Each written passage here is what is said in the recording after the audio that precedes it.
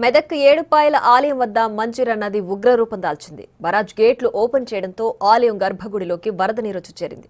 దీంతో ఆలయాన్ని మూసివేశారు అర్చకులు. ఇక రాజగోపురంలోని ఉత్సవ విగ్రహానికి పూజలు నిర్వహిస్తున్నారు.